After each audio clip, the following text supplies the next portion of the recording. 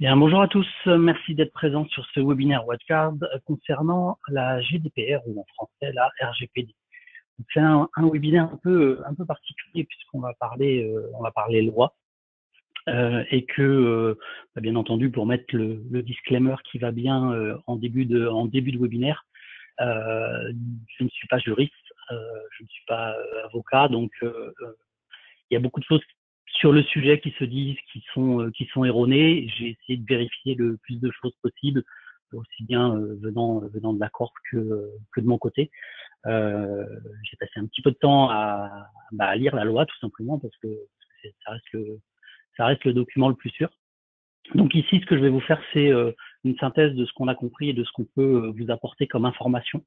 Bien entendu, n'hésitez pas à vous faire accompagner par des gens du métier, hein, des, des avocats spécialisés sur le sujet quand vous vous lancez dessus. Donc ici, je vais vous faire une présentation sur à peu près, alors selon les questions que vous aurez, à peu près 1 heure, en essayant de démystifier un petit peu ce qu'il y a dans cette GDPR, RGPD. J'imagine que vous avez déjà vu d'autres présentations, donc n'hésitez pas. Vous avez un accès avec GoToWebinar à une interface de questions-réponses, donc n'hésitez pas à l'utiliser, poser des questions, faire des commentaires. J'essaie d'y jeter un petit coup d'œil. Je suis complètement preneur et ouvert sur vos commentaires sur ce sujet, tout spécialement puisqu'il est assez sensible. Il est également sensible parce que la date de mise en application se rapproche et que de plus en plus on constate que beaucoup d'entreprises n'ont pas encore commencé à se mettre sur le sujet, alors qu'il y a quand même un certain nombre de choses à faire.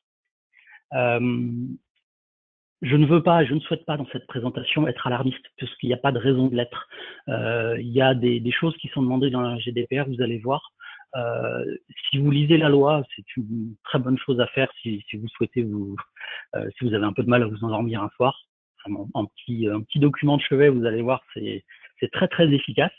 Mais c'est aussi très intéressant pour justement démystifier la chose et se rendre compte que la loi n'est pas tournée de manière coercitive, elle est vraiment là pour de la protection des citoyens européens et de manière, je trouve quand même assez constructive. Donc, j'espère que c'est ce que vous ressentirez à la fin de ce webinaire.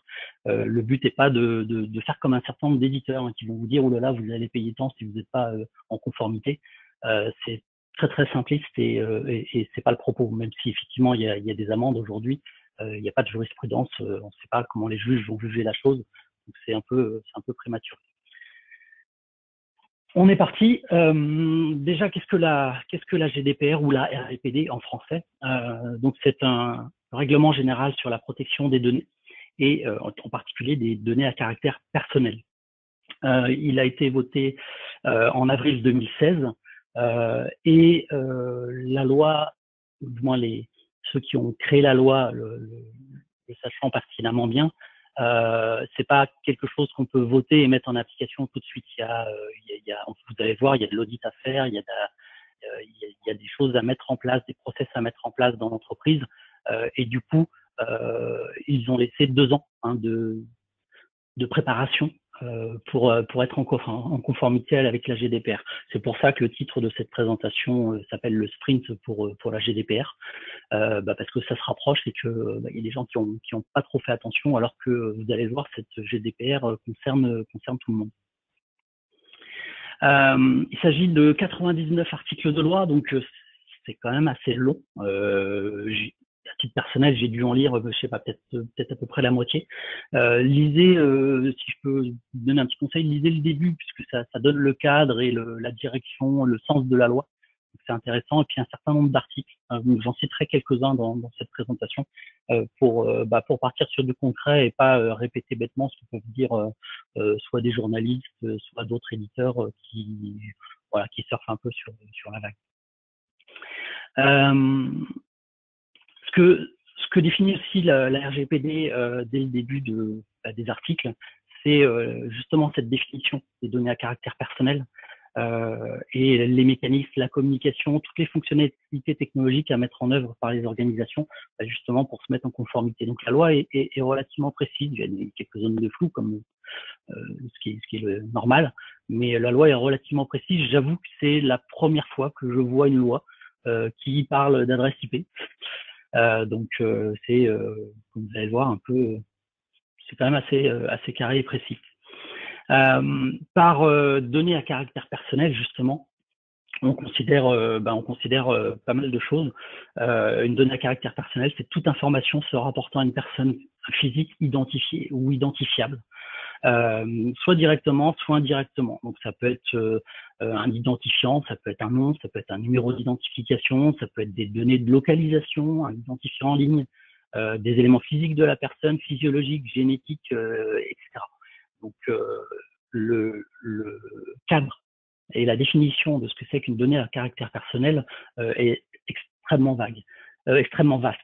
Pardon, lapsus, c'est pas vague, c'est vaste.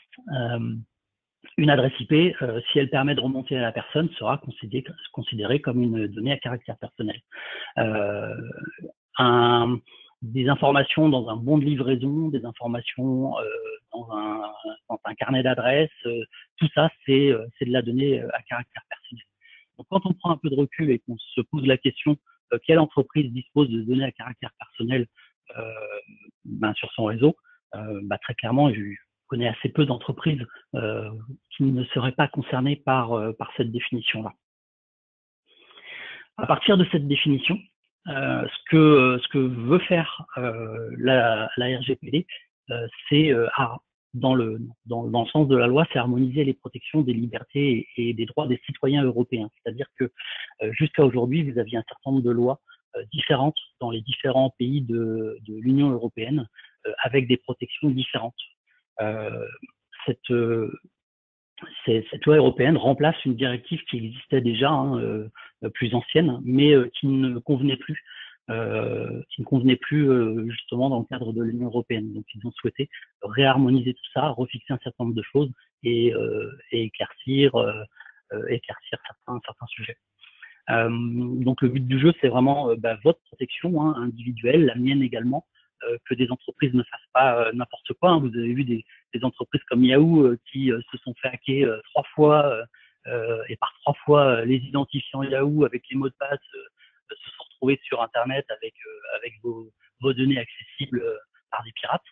Ça c'est un exemple, il y en a plein d'autres. Vous avez oublié les Macron Leaks avec les emails qui ont fuité avec de l'information à caractère personnel. Vous avez le cas un peu drôle, sauf pour ceux à qui c'est arrivé, mais d'un site web d'adultère qui s'est fait pirater et qui du coup tout a été répandu sur la toile et avec des informations, j'imagine pour certaines personnes qui a pu causer pas mal de désagréments. Vous pouvez imaginer un site de rencontre adultère. Voilà, ça c'est pour le côté drôle, mais il y a plein de cas où effectivement les entreprises ne font pas attention à la manière dont ils traitent, dont ils conservent et dont ils communiquent avec des données à caractère personnel. Et le but de cette loi, c'est de remettre de l'ordre là-dedans, ce qui me semble que c'est a priori quelque chose de sain à la base. Est-ce que quelqu'un peut juste me mettre un petit message sur les questions? C'est juste pour m'assurer que ça fonctionne. D'habitude, j'ai des questions dès le début, là, j'en ai pas, donc je m'inquiète un petit peu. Non, c'est bon. Ok, tout va bien.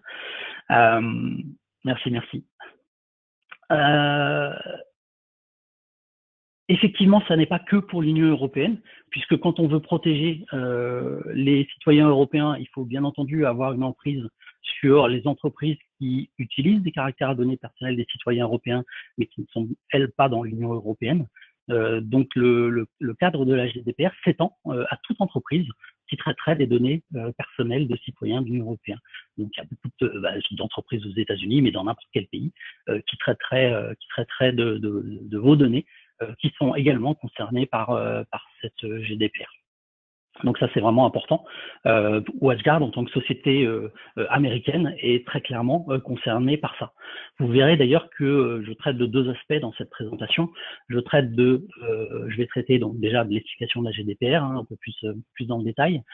Ensuite, je vais vous expliquer justement en quoi WatchGuard est soumis, elle, à la RGPD. Et puis, dans un dernier temps, comment WatchGuard peut vous aider à être conforme à la RGPD. C'est vraiment les trois aspects de cette présentation que je souhaite traiter.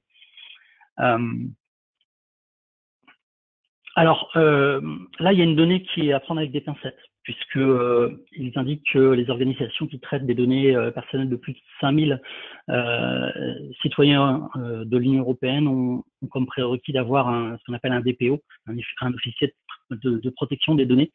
Je n'ai pas retrouvé de chiffre dans la loi. Ils indiquent, et là pour le coup c'est un peu vague, une grande quantité de données, mais pas une valeur précise. Peut-être qu'il y a eu quelque chose qui a été affiné par la suite que je n'ai pas trouvé, mais ça reste une donnée à vérifier.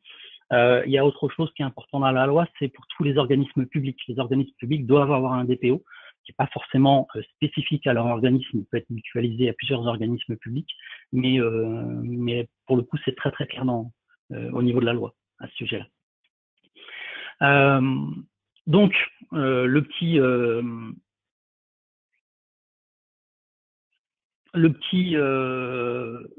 vélo que vous voyez, c'est pour illustrer le sprint de la RGPD, vous l'avez compris, c'est l'illustration de la présentation.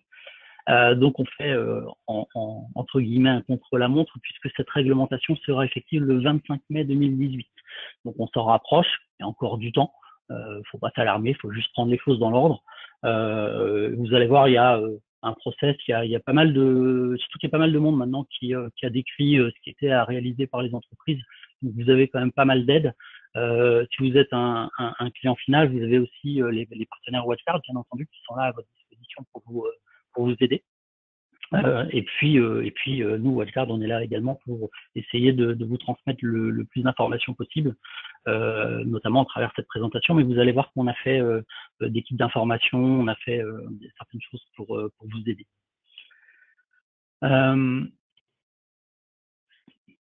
Bon, là, c'est une petite enquête qui montre que 52% des grandes entreprises américaines ont ce type d'informations personnelles. Donc, très clairement, il n'y a pas que les entreprises européennes qui sont concernées, c'est vraiment toutes les entreprises qui vont devoir être en conformité à cette date-là. Un certain nombre de choses sont à savoir en plus des choses un peu générales sur la RGPD. Dans la RGPD, il est donc imposé maintenant aux entreprises de notifier les fuites de données. Ça justement pour contrer un peu les entreprises qui avaient des fuites de données et puis qui faisaient l'autruche, qui mettaient la tête dans le sable en disant oh là là non il n'est rien arrivé. Il faut surtout pas que les gens le sachent parce que ça va nous faire une mauvaise image.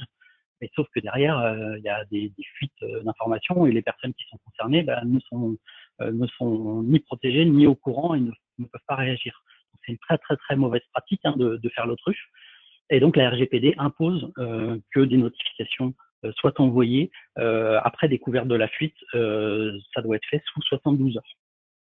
Autre modification qui est demandée par la RGPD aux entreprises quand vous collectez des données à caractère personnel, c'est ce qu'on appelle le consentement explicite qui doit être donné par l'utilisateur, par la personne concernée par les données à caractère personnel, quand une donnée est collectée.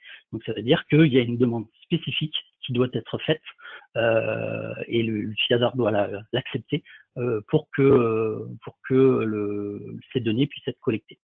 Avec derrière ça un registre qui doit être tenu avec les traces de ces consentements. Ça ne peut pas être une case à cocher déjà cochée par défaut que l'utilisateur ne verra pas. Ce cas-là est traité explicitement dans la loi et donc ça ne peut pas être fait comme ça. Autre demande de la RGPD sur ces données à caractère personnel, les données doivent rester dans l'Union européenne sauf autorisation préalable et spécifique. Donc ça, vous verrez d'ailleurs que ça a un impact sur WatchGuard, en tant que société américaine. Ça veut dire qu'il faut que pour les données à caractère personnel des citoyens européens, on ait ce qu'il faut et en Europe. Vous verrez qu'on l'a fait sur certains services de sécurité WatchGuard qui sont concernés justement par ce point. Donc la nomination de cet officier de protection des données. Alors le rôle de l'officier de protection des données, c'est justement de gérer tout ça, de gérer les process à mettre en place dans l'entreprise, de déclencher l'audit des données. Vous allez voir tout le processus qui a réalisé. C'est entre guillemets dans un premier temps le chef de projet pour mettre en place tout ça, et puis dans un deuxième temps la gestion de la vie des données à caractère personnel, puisque forcément ça va évoluer dans l'entreprise. On les stockera pas forcément au même endroit, on va bouger potentiellement des données. Il faut s'assurer que ces données soient sécurisées correctement. Faut garder les registres, faut garder la preuve que vous êtes en conformité. Tout ça, c'est le rôle de l'officier justement de protection des données, qui est le chef de projet de la RGPD, si vous voulez. Alors évidemment, ce sur quoi tout le monde fait crie et lance les alarmes, ce sont le montant des amendes qui sont indiquées, puisque les amendes peuvent monter jusqu'à 4% du revenu mondial de l'entreprise ou 20 millions d'euros. C'est vrai que ça fait des montants qui ont l'air colossaux. Je rappelle que c'est une loi, que ça fixe un niveau d'amende maximum, que c'est pas nécessairement ce qui serait jugé par un juge en Europe s'il y a une affaire qui est traitée. Ça, aujourd'hui, je pense que personne ne peut s'avancer sur un montant. À titre de comparaison, l'Adopi, ça pouvait monter jusqu'à 400 000 euros d'amende. Aucune entreprise a payé ce montant-là. Donc voilà, je veux quand même mettre un bémol. Je dis pas qu'il n'y aura pas ce type d'amende, ce type de montant, même si à titre personnel, en tant qu'avis personnel, j'en doute fortement. Il y aura des amendes, mais pour l'instant, bien malin est celui qui saura à quel niveau. Je regarde si j'ai des questions, donc plus d'informations sur le DPO, j'en ai parlé. Allez voir d'ailleurs sur le DPO, si vous le souhaitez, je peux vous envoyer le lien de l'article, le lien des articles si vous n'avez pas envie de chercher sur Internet, vous m'envoyez un petit mail à pascal.ledigol@watchguard.com. Je vous enverrai le lien que j'ai utilisé pour lire l'ensemble des lois. Bon, c'est des liens publics de l'Union européenne. Et vous verrez qu'en fait, il y a carrément des articles spécifiques sur le DPO avec le rôle du DPO et ce qu'il doit faire. Donc, je conseille toujours de revenir à la source quand vous avez ce genre de questions, ce genre d'interrogations. Moi, je vous donne l'interprétation de ce que j'ai lu. Voilà, allez voir directement à la source, ça sera plus pratique. Je pourrais même vous indiquer le numéro d'article parce que c'est vrai qu'il y en a un petit paquet. D'ailleurs, pour la petite anecdote qui n'en est pas une, en termes d'interprétation de la loi, sachez qu'il est prévu avec la RGPD la création d'une autorité qui a pour but justement de trancher quand il y a une interprétation à faire vis-à-vis de la loi. Donc, c'est-à-dire qu'ils ont déjà prévu une autorité qui est censée régler justement les problèmes d'interprétation. Vous imaginez à notre niveau, nous qui ne sommes pas juristes, comment on peut potentiellement se tromper à lire la loi. Donc voilà, une fois de plus, on y met des pincettes. Donc une fois qu'on a dit ça, l'encadrement des données à caractère personnel par la RGPD avec tout ce qui incombe aux entreprises pour que ce traitement soit fait correctement, va falloir une stratégie sur on commence par où, on regarde quoi, qu'est-ce qu'il y a à faire exactement pour se mettre en conformité. La première des mesures, c'est bien entendu protéger les données. Ça, c'est une des volontés et de l'esprit de la loi de la RGPD, c'est que les données ne doivent pas être traitées par-dessus la jambe. Il y a une protection qui rentre en jeu, et très clairement à la WatchGuard, on va avoir un rôle important à jouer, non seulement dans leur stockage, c'est-à-dire là où les données vont être collectées, stockées et vont rester, que ce soit à l'interne de l'entreprise ou dans un cloud, la question est la même. Mais également dans leur transmission. Ça, beaucoup de gens l'oublient, mais dans la transmission des données, il est notamment précisé, on verra plus tard, qu'il doit y avoir un chiffrement des données dans la transmission. Donc, ça pose un certain nombre de questions au sein de l'entreprise par les applicatifs qui servent à transmettre les données, mais également par-dessus un certain nombre de réseaux. Si l'applicatif ne chiffre pas par défaut les données, il faut bien que ça soit fait sur le réseau en tant que tel. Je pense notamment au réseau MPLS qui n'est pas un réseau chiffré. Va falloir s'assurer que si on transmet des données par-dessus un réseau MPLS, il y ait du chiffrement de mise en place. Autre point, on ne peut pas protéger des données, s'assurer de ce qui se passe sur des données si on n'a pas de visibilité sur la situation. Donc, c'est également des outils à mettre en place, si ce n'est pas déjà le cas, pour assurer une visibilité situationnelle des risques. Donc là, forcément, on a avec WatchGuard un grand rôle à jouer, notamment avec WatchGuard Dimension, qui est l'outil de visibilité de notre planète UCM, qui va aider grandement à avoir une visibilité là-dessus. Je pense également à TDR, avec le portail TDR, on en parlera tout à l'heure. Permettre une action préventive, corrective, atténuante contre les vulnérabilités. Hein. C'est pas le tout de le protéger, d'avoir la visibilité, et puis ensuite, si c'est arrivé, c'est arrivé. Non. Il faut la sécurisation de ces données dans un réseau, c'est quelque chose qui doit vivre. C'est pas vous l'avez mis en place et vous vous en occupez plus. Il y a des choses à ajuster. Et puis quand il y a une vulnérabilité, quand il y a une menace, eh bien il faut s'en occuper et la contrer de toutes les façons possibles. Je prends un exemple concret. WannaCry est le ransomware et le ransomware, hein, c'est le premier ransomware qui ait jamais existé. Ce ransomware était connu déjà depuis 2 mois. C'est-à-dire qu'il y avait des patchs qui existaient. Donc c'est quand même assez hallucinant d'ailleurs qu'il ait fait autant de mal, ou du moins qu'il ait touché autant de machines alors que le patch existait déjà depuis 2 mois. Mais typiquement, une extension de la RGPD, par extension, c'est qu'il n'y ait plus ce genre de choses. C'est-à-dire que voilà, il y a un patch qui existe contre une vulnérabilité qui est connue, il y a une attaque qui sort 2 mois après, il faut que l'entreprise ait réagi avant. Il est pas normal que l'entreprise laisse les patchs passer et tous les moyens d'être préventif contre de nouvelles attaques et puis ne s'en occupe qu'après. Donc c'est tout un cycle en prévention, en correction, en atténuation des vulnérabilités qui doit être mis en place. Vous verrez qu'il y a des articles spécifiques qui traitent de ça dans la RGPD. Et bien entendu, disposer des outils qui vont bien pour s'assurer de l'efficacité des politiques de sécurité. Là, sur WatchGuard, c'est assez facile. Mais attention, hein, je ne prétends pas que WatchGuard va être la réponse à tout dans cette présentation. Nous, on va aider sur pas mal de sujets. Il y a d'autres choses qui doivent être mises en place, notamment au niveau des applicatifs, notamment au niveau de l'interne du réseau, etc. Donc, et bien entendu, mettre en place un mécanisme de récupération des données qui restaure les accès aux données après les incidents. Ça, c'est des choses à mettre en place qui sont concrètes et ma foi qu'on sait déjà faire. Hein. Il y a probablement de nombreuses entreprises qui ont déjà tout ce qu'il faut en termes de mécanismes, d'équipements, d'outils de sécurité. C'est juste de les ajuster par rapport aux données à caractère personnel.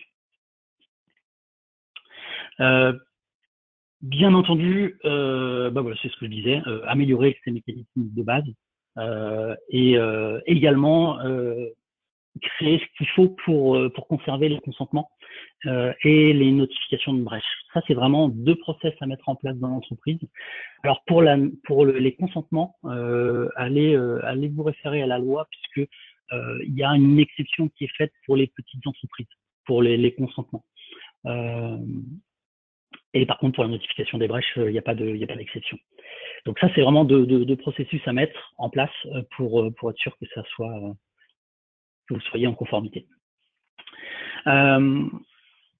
Autre chose, donc, pour se mettre en conformité, bien entendu, quand vous conservez des données à caractère personnel, plus vous en avez et plus le travail est compliqué. Donc, une des bonnes pratiques pour se mettre en conformité avec les RGPD et ensuite pour, une fois qu'on est en conformité, y rester, hein, puisque faut pas oublier que là, on n'est pas juste à se dire il y a la course pour la RGPD et puis après, bon, c'est en conformité, on est tranquille. C'est un cycle de vie ensuite à conserver et des bonnes pratiques à conserver au sein du réseau. Et donc, une de ces bonnes pratiques, c'est bien entendu de réduire la surface des champs de données personnelles qui sont traités et collectés. Quand dans l'entreprise, vous collectez des données à caractère personnel et qu'il y a des informations dont vous n'avez pas besoin, ça ne sert à rien de les collecter. Donc, limitez ça. Ça limitera aussi les choses à faire liées à la RGPD. Ça, c'est le premier point. Donc, réduire le volume de données du coup, pour réduire la charge de ce qu'il y a à faire, mais également réduire le temps de conservation de ces données. hein, même principe, on va réduire l'étendue et les risques qui sont liés aux données à caractère personnel. Moins de temps on les conserve, moins de temps il y a de risques, c'est lié. Chiffrer les données qui sont stockées et chiffrer les données qui sont transmises. Donc ça, c'est extrêmement important. Donc là, il y a plusieurs façons de faire. Vous avez pas mal d'outils qui vont exister, mais vous pouvez le faire, du moins pour les données qui sont stockées, bah, vous pouvez le faire au niveau applicatif avec des applicatifs, soit des applicatifs qui sont déjà les applicatifs que vous utilisez quand vous traitez les données et qui les conservent et qui ont l'option de chiffrement. Soit des outils de chiffrement spécifiques, là vous en avez pas mal qui sont disponibles sur le marché. Ça c'est pour la conservation, mais également pour la transmission. Donc ça, pour la transmission, bah, ça peut être fait par de l'applicatif. Et si c'est pas fait par l'applicatif, si c'est un volume de données que vous voulez transmettre indépendamment de l'applicatif, il faut prévoir que ce chiffrement se fasse au niveau du réseau.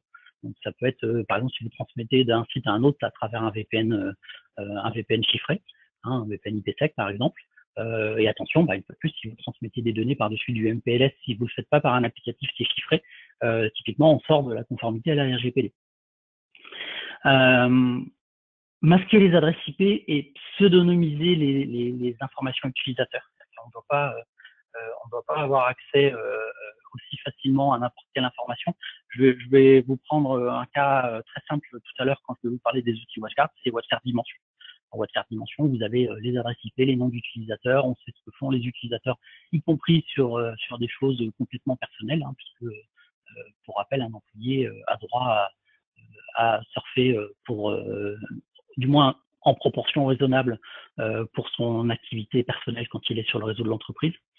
Donc on verra au niveau de WatchGuard Dimension, nous on a mis des fonctionnalités en place justement pour que nos outils soient conformes et que vous puissiez dans l'utilisation de ces outils vous-même être conforme à la RGPD.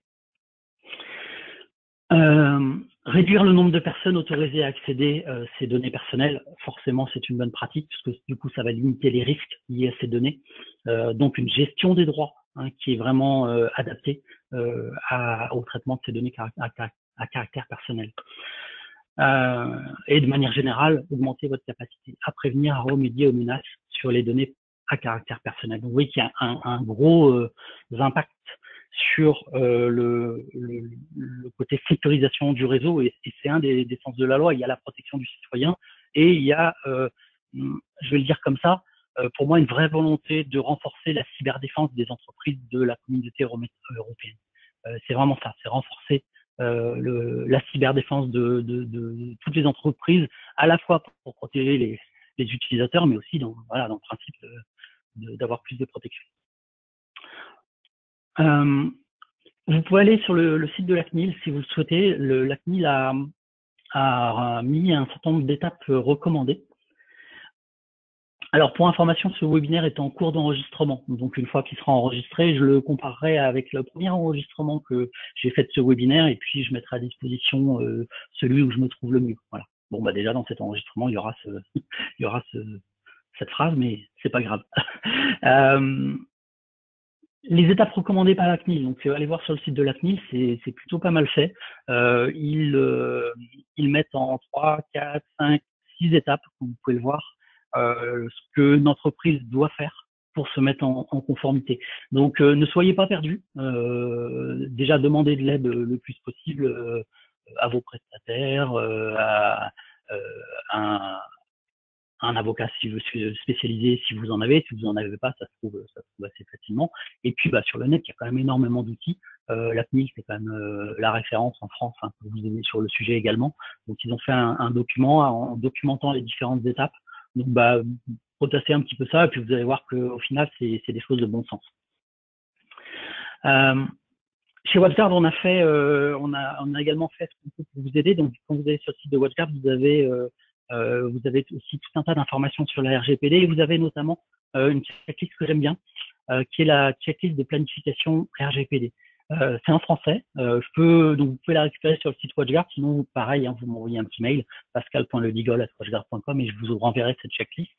C'est une checklist donc avec toutes les questions qu'il faut se poser si vous voulez être en conformité avec les RGPD.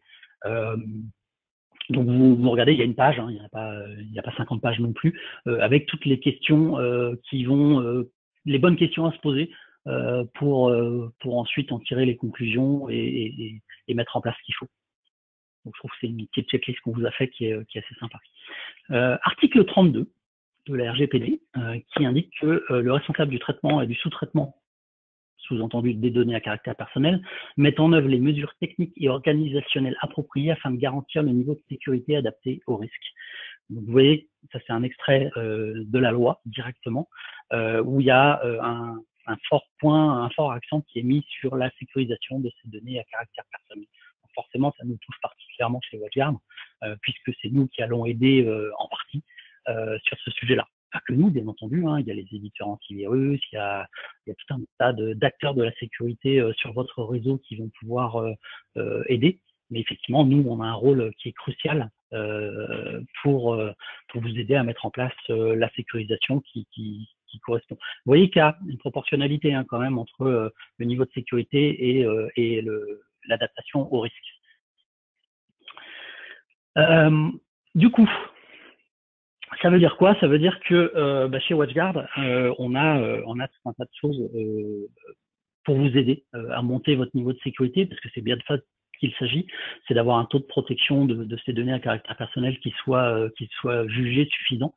Et donc pour ça, on a tout un tas de choses qu'on a à disposition sur nos produits.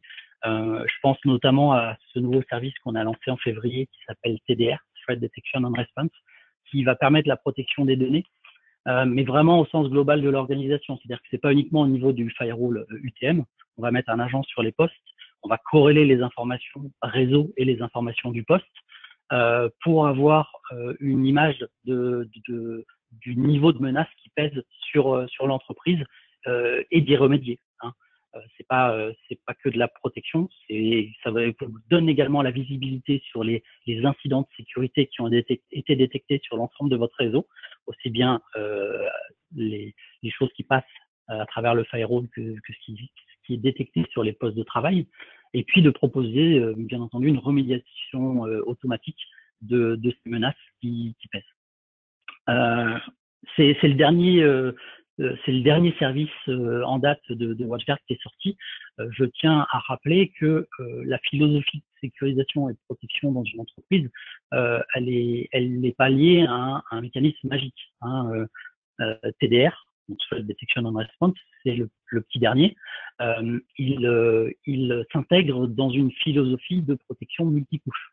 Pour rappel, un pirate qui veut rentrer sur votre réseau, il va procéder à tout un tas d'étapes pour attaquer votre réseau. Si on veut bloquer ce pirate, il faut être capable d'agir à chacune de ces étapes et d'avoir une chance de le bloquer à chacune de ces étapes.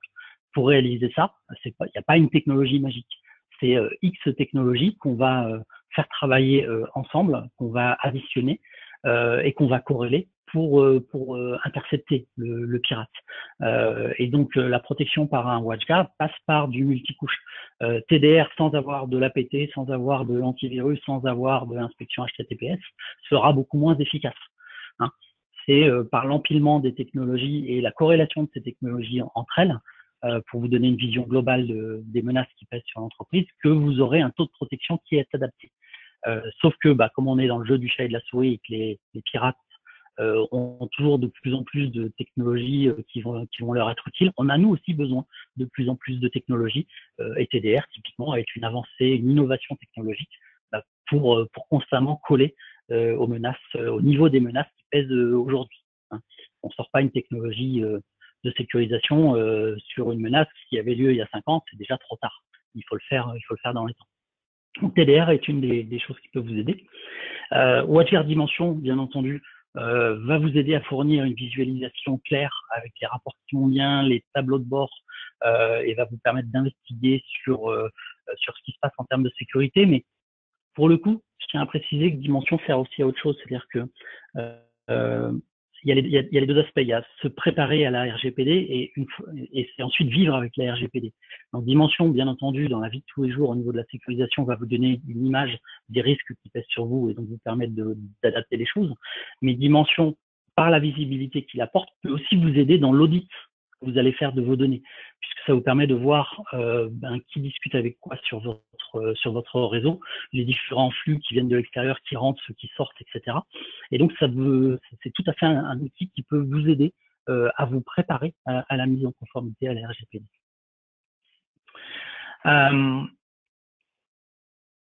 Bien entendu, la partie VPN, comme je vous indiquais, quand vous faites de la transmission de données à caractère personnel, il faut chiffrer les données. Alors, ça peut être fait au niveau applicatif, mais ça peut aussi être fait au niveau réseau, entre différents sites, par exemple. Et donc, le VPN, et puis surtout la façon simple de faire le VPN chez WildCard, puisque quand vous avez un management serveur, faire un VPN, c'est un glisser-déplacer. C'est des outils qui vont vous aider à vous mettre en conformité. Donc toute notre architecture, ce qu'on appelle multi-technologie, qui est best of breed, va clairement avoir tout son sens pour monter le taux de protection sur votre réseau et garantir un niveau adapté justement de sécurisation des données à caractère personnel. Donc on va avoir les deux aspects, celui dont j'ai déjà parlé avec le multi-technologie, mais également le fait que aujourd'hui, vous avez une industrialisation des menaces et que si vous voulez lutter contre ces menaces, il s'agit de ne pas être tout seul. Donc, vous voyez, chacun des services WatchGuard qu'on va mettre en place pour monter le taux de protection sont soit réalisés par nos soins, soit réalisés par d'autres éditeurs pour qu'on ait vraiment un ensemble de services de sécurité qui soit le plus efficace possible. Donc, on va travailler avec Tranmicro, on va travailler avec Forcepoint, on va travailler avec Kaspersky, on va travailler avec Bitdefender qui remplace AVG. Pour information, dans la version 12 qui sort très prochainement, on remplace AVG par Bitdefender.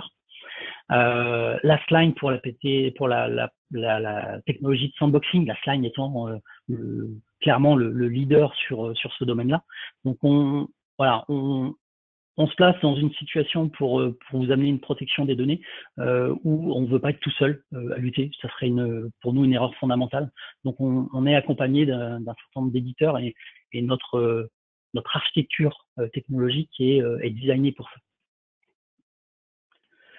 Je ne saurais vous recommander justement de passer à la Total Security. Vous savez que vous avez différents modes sur les Open WatchGuard. Vous avez les boîtiers en mode support seul, où là vous avez juste la fonction de firewall et de VPN.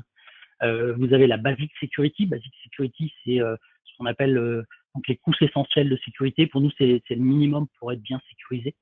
C'est ce qui correspond à tous les services qui sont en jaune ici.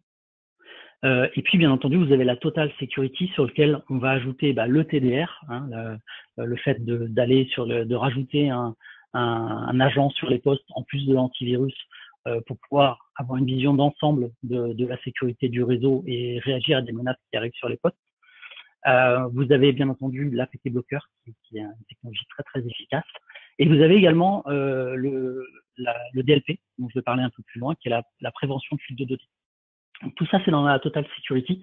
Et donc, ça vous garantit, bien entendu, il ne suffit pas de prendre la suite. Il faut aussi le configurer proprement, installer ses services correctement. Mais une fois que vous avez mis tout ça en place, vous allez avoir un taux de protection qui est maximisé. Il n'y a pas de 100%, soyons clairs, il n'y aura jamais de 100%. Et d'ailleurs, la RGPD ne demande pas ce qui est du 100%. Mais en tout cas, on va le monter le plus possible. Là, vous avez un petit schéma sur TDR qui rappelle le principe de TDR. Donc TDR, vous avez le firewall qui est un agent réseau qui remonte ces informations à un centre de corrélation. Vous avez ce qu'on appelle le host sensor, qui est le nom de l'agent qu'on met sur les différents postes, qui vont aussi remonter leurs informations au centre de corrélation. Le centre de corrélation trie toutes ces données, corrèle toutes ces données ensemble et vous donne un niveau de menace qu'il peut y avoir sur votre réseau, si menace il y a, bien entendu. Et va détecter ce qu'on appelle des incidents avec certains niveaux. Et à partir d'un certain niveau, on va y réagir et on va y remédier. WatchGuard Dimension, outil pour moi indispensable lié à la RGPD, puisque ça va vous permettre, dans un premier temps, de vous aider à faire l'audit de ce qui se passe sur le réseau. J'avoue que je suis toujours assez étonné. Ça fait déjà un petit moment là qu'on commence à parler de cette loi. Ça commence, les gens à s'y mettre en place, mais il y a encore pas mal d'entreprises qui n'ont aucune idée, de ce qu'est la RGPD et de ce qu'il y a dedans, donc c'est une chose. Mais ce qui m'inquiète le plus, c'est quand on leur demande quel type de données à caractère personnel vous avez, où est-ce qu'elles sont, comment elles sont traitées, etc. Il y a un flou certain, on va dire, sur le sujet, et c'est justement ce à quoi s'attaque la RGPD. Ça ne doit pas être un flou. L'entreprise doit savoir ce qu'elle fait des données à caractère personnel. Et puis bien entendu, dans un deuxième temps, une fois que vous êtes en conformité, WatchGuard Dimension va vous permettre de valider, vérifier qu'il n'y a pas de changement qui nécessite un ajustement vis-à-vis de la RGPD, et que vous avez également un bon niveau de sécurité. Dans la Basic Security, vous avez un service qui s'appelle Network Discovery. Network Discovery, c'est un service qui va découvrir les postes qui sont sur le réseau. Vous pouvez lancer une tâche planifiée pour le faire de manière récurrente, pour voir quel poste arrive sur le réseau. Vous allez me dire, c'est quoi le rapport avec la RGPD? Le rapport, il est simple, c'est que un des ennemis de la RGPD, ou un de vos ennemis justement vis-à-vis de la RGPD, c'est ce qu'on appelle le shadow IT. C'est-à-dire des gens qui ramènent des machines dont vous n'avez pas connaissance. Alors, je prends souvent l'exemple du marketing qui ramène un Mac ni vu ni connu sur le réseau, ou des choses comme ça. Moi, je le vois même chez WatchGuard. Chez WatchGuard, on est tous censés être sous Windows avec des machines Corp. Il y a beaucoup de gens qui sont avec des Mac. Donc le Network Discovery va permettre de voir si justement de nouvelles machines inconnues sont rajoutées, et de lutter contre ce phénomène. Pourquoi lutter contre ce phénomène? Tout simplement parce que ce type des machines qui sont rajoutées peuvent collecter de la donnée personnelle ou copier de la donnée personnelle, et il est indispensable dans le cadre de la RGPD de savoir où sont les données personnelles. Voilà, c'est tout bête. Oui, un petit commentaire. Il y a un collègue de l'équipe WatchGuard France qui est sous Macintosh, je faisais effectivement référence à lui. La prévention de fuite de données, le service DLP qui jusque-là était plutôt un service de niche, puisque c'est vraiment pour les gens qui doivent être conformes à d'autres normes, notamment je pense à la norme PCI DSS, qui est une norme de traitement des données avec quand on parle de traitement financier, donc de paiement par carte de crédit, ce genre de choses.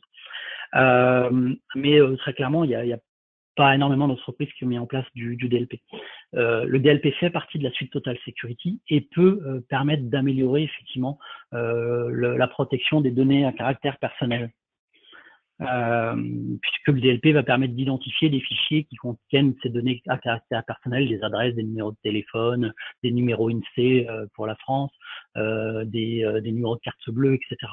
Donc le DLP a tout son sens quand il s'agit d'ajouter de la conformité à la RGPD. Donc là, vous avez des exemples de règles qui existent dans le DLP. Donc vous voyez notamment détection d'adresses de fichiers avec des adresses postales, des marqueurs de documents, des numéros de téléphone au format français, ainsi de suite. Dans WatchGuard Dimension, on a fait notre travail, on a fait notre devoir d'école, puisque je vais basculer sur un Dimension. Voilà. Donc pour rappel, Dimension, peut-être pas faire ça, voilà. C'est un outil gratuit, donc pour le coup, vous n'avez pas d'excuses si vous êtes aujourd'hui client WatchGuard. Si vous l'êtes pas, sachez que c'est inclus avec le produit. Et Dimension vous permet de faire des rapports et des tableaux de bord sur les utilisateurs. Donc ça veut dire qu'on a des données à caractère personnel sur ne serait-ce que l'utilisateur, on sait sur quoi il surfe, et ainsi de suite. Donc on a deux implications vis-à-vis de la RGPD. Le premier, c'est l'aide que ça apporte, mais le deuxième, c'est que ces données-là ne doivent pas être accessibles aussi facilement et visibles de manière aussi facile. C'est ce qu'on appelle une des contraintes de la RGPD. Comme je vous ai dit dans un des slides au début, ces données-là doivent être anonymisées et accessibles uniquement dans des cas particuliers. Donc c'est pour ça qu'on a fait, comme je vous disais, notre devoir d'école. On a fait un WatchGuard Dimension, une fonction dans WatchGuard Dimension qui est l'anonymisation des sources. Donc d'ailleurs, la démo publique Dimension, vous avez une version démo publique anonymisée. c'est demo-anon.whatsapp.com. Et donc là, vous l'avez sous les yeux. Et vous voyez que je ne vois pas les noms d'utilisateurs ou les adresses IP. Tout ça est pseudonymisé. Alors, je sais si c'est un utilisateur ou une machine, mais ensuite, je vois un pseudonyme. Alors vous allez me dire, oui, mais bon, comment on fait pour faire son boulot d'administrateur si c'est comme ça? Alors déjà, ça vous empêche pas de voir qu'il y a trop de flux sur box.com. Donc vous pouvez très bien réguler les flux sur un box.com. Ça vous empêche pas de voir les virus qui ont été détectés, etc. Donc une grosse partie du travail de tous les jours de l'administrateur reste faisable. Et si jamais vous voyez un comportement très louche d'un utilisateur et que vous souhaitez avoir l'information de l'utilisateur, il est tout à fait possible de l'avoir puisqu'il y a une fonction de ce qu'on appelle de double authentification, puisque justement, une fois que l'administrateur est logué, si la personne qui est responsable de, en général, ce sera le DPO quand il y en a un, va pouvoir se loguer en même temps avec son compte sur ce dimension anonymisé. Et quand l'administrateur et cette personne responsable des données à caractère personnel se loguent en même temps, eh bien, ça désanonymise temporairement les données pour pouvoir y accéder. Hein, notamment si on veut faire des poursuites, je pense, sur un utilisateur ou des choses comme ça, ou qui a vraiment besoin de connaître l'utilisateur, mais avec des raisons bien particulières, eh bien, c'est possible de désanonymiser temporairement avec ces deux authentifications simultanées. Donc, vous voyez qu'on a fait, le travail dans Dimension pour adapter les choses. Autre chose, vous savez que on a dans la Total Security le service APT Blocker qui est ce qu'on appelle du sandboxing, c'est-à-dire qu'on envoie le fichier dans une sandbox cloud pour qu'il soit analysé, vérifié, exécuté et qu'on puisse voir si c'est une menace ou pas. Très clairement, dans la RGPD, il est indiqué que les données ne doivent pas sortir d'Europe. Donc, vous pouvez maintenant, depuis je ne sais plus quelle version, mais c'est disponible, choisir que le cloud de détection soit en Europe et de sorte que les données ne sortent pas.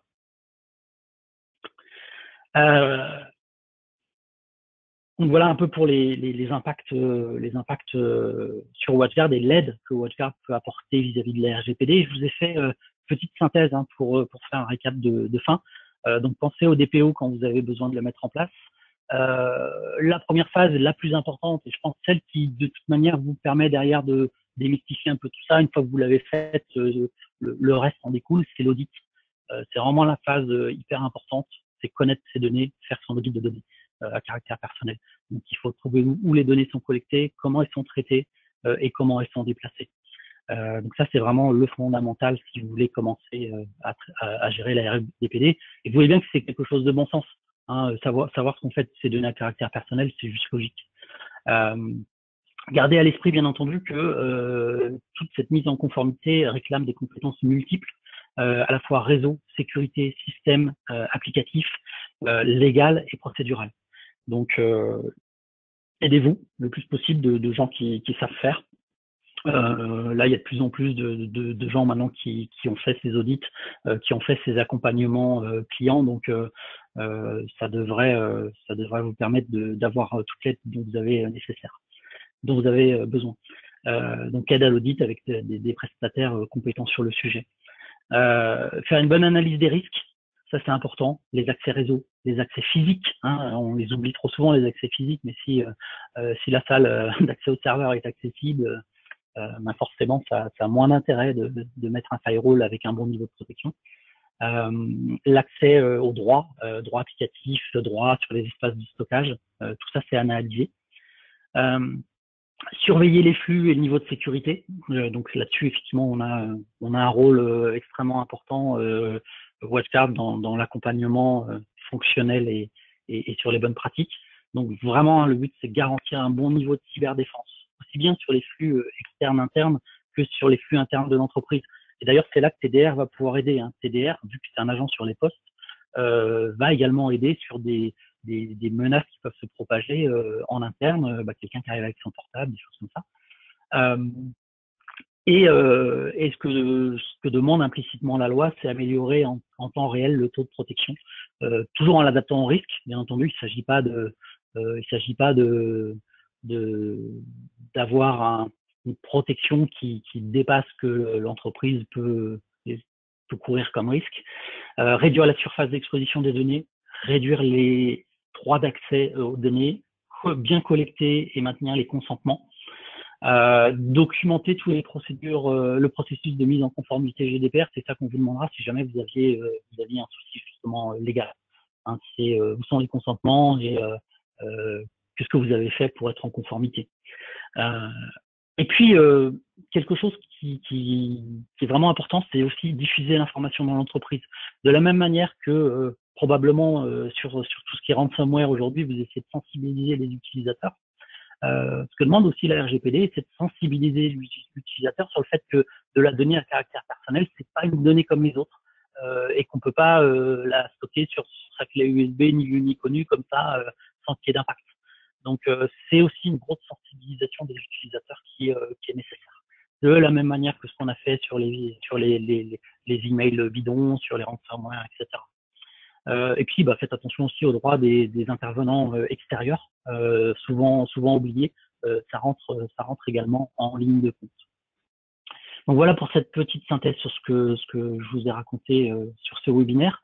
Vous avez bien entendu le site officiel de la RGPD GDPR au niveau européen, donc www.eugdpr.org. Vous avez sur le site WatchGuard dans les téléchargements ce qu'on appelle un e-book sur la GDPR, des infographiques pour synthétiser, résumer la GDPR et la fameuse checklist que je vous ai montrée. Vous allez sur watchguard.com/GDPR et là on a mis tout un tas d'informations. On reste également à votre disposition, bien entendu, si vous avez des questions. Je ne prétendrai pas être un spécialiste, mais je vous donnerai mon interprétation des choses et ma vision des choses. Donc, si vous voulez en discuter par téléphone ou par mail, n'hésitez pas à me contacter. Donc, petit rappel de mon mail, pascal.ledigol, LEDIGOL, @watchguard.com. Et sinon, toute l'équipe WatchGuard est à votre disposition, france@watchguard.com, l'email générique de l'équipe. Il me reste encore un petit peu de temps si vous avez des questions particulières sur cette présentation. J'ai essayé d'être le plus synthétique possible, mais vous voyez que ça parle de beaucoup de choses, ça touche à beaucoup de choses. Donc si on veut être complet, ça prend forcément un certain temps. On essaiera probablement de faire un webinaire plus léger, plus synthétique par la suite. Mais dans ces premiers webinaires, je tenais à être le plus complet possible. Voilà, est-ce que vous avez des questions? Pendant que vous posez vos questions, je rappelle également que vous avez plein d'autres webinaires qui sont disponibles, soit sur la page événements du site WatchGuard, soit directement vous pouvez vous poser la question des webinaires en cours. Et puis normalement, si vous êtes présent dans ce webinaire, c'est que vous avez reçu un récap de l'ensemble des webinaires du trimestre. Hein, parce que tous les trimestres, on a juste le planning des webinaires, on en ajoute des nouveaux, etc. Donc a priori, j'ai pas de questions. J'espère que c'était clair. Merci à tous d'être venus sur ce webinaire et puis n'hésitez pas à revenir vers nous si vous avez besoin. Merci beaucoup. Passez une très bonne journée, une très bonne semaine.